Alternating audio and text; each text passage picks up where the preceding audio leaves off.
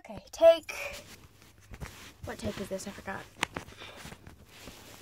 I'm doing this too much. Hopefully you can, sort of, maybe, see me? Can you see me? Nope! This stupid pillow's falling. There we go. So I'm going to be reading some stories that I wrote, and while writing a lot of these, and it would take me forever if I was going to read them all, but I'm only going to read a few.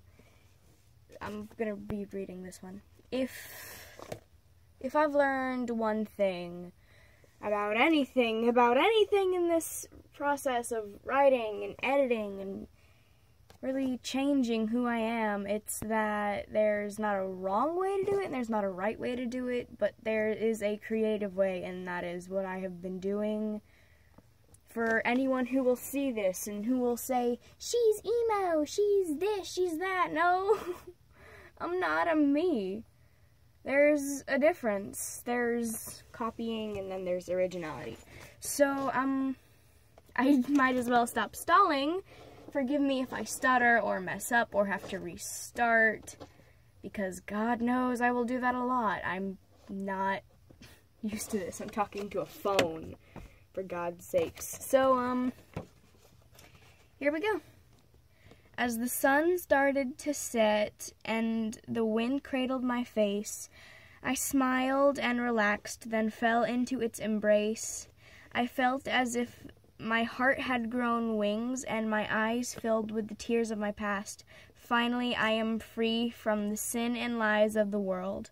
Until now, my life has seen red and black. The first step into insanity, my sinful monster's betrayal, a pointy tail that led to love with another male, and me being the age of 4 or 3, my father being the only one I could trust.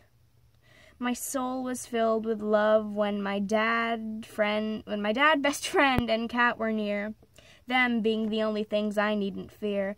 My monsters yelling and cursing led to using me as a marionette. I felt as if I was just a crimson silhouette. The waters of my soul became darkened when I had my first thought of suicide. In depression, I lied to myself and blamed my mental hell on my demons. As I lashed out at my family, insanity lived within me, and at the age of 9, I held a pistol to my head. A sense of dread as I thought of Carrie Ann, my best friend, someone who I would die to keep her smile alive. I thought of my dad, who was being reamed out by my monster. As I thought of God and the blood I would have left, and my father ripped the gun out of my hand and I said, I will stand on my sin's land. 2 months passed as I held to my sanity when I'm not good at this.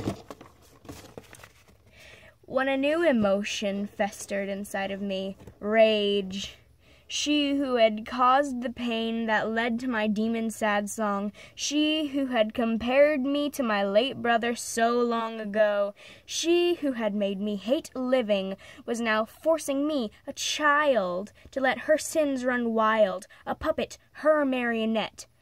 The ropes ripped open my soul. I danced with the world of love and hate, light and dark, heaven and hell. I was broken. A dagger of my suffering sent splinters down my soul. She had not limited her abuse to me and Dad. Her mother had to endure my mother's monsters. Slippery lies. She had spoke on to me a black mind with darker thoughts. Now more than ever, murder would cross my mind. As the demons played a dark ballet in my brain.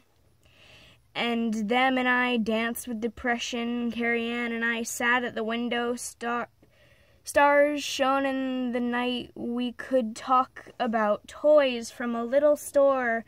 Her company and nothing more was the only thing that could save me from my insanity. Life is a silver tree with stars instead of leaves. Years passed of me talking to her about life. She told me everything, and I did the same. My childhood best friend became one of my reasons for life. School had one upside, them. My enemy turned friends, yet I got lost in the world's eyes. And when they said that the same thing was happening, I couldn't control my brain. With this new part of my life, maybe it would listen to my father and let go of her demons, like I tried to do with mine, though it didn't. Her and Dad's rings, like most things spawned from regret, were terminated. Burned at the stake, my heart filled with hate as I looked to my demons for answers. And once again, I let them into my mind. I felt my mind drift into darkness, into darker realms of the darkness. As murder would cross my mind, I dreamt about running over my monster and leaving it behind. I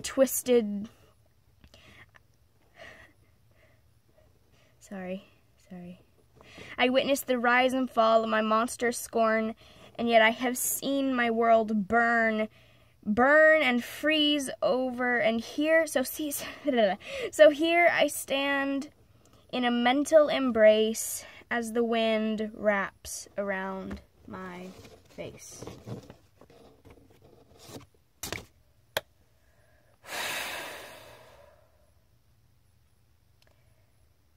Ooh, on one hand, camera's probably not even recording right now. Oh, shoot, dang, this is still,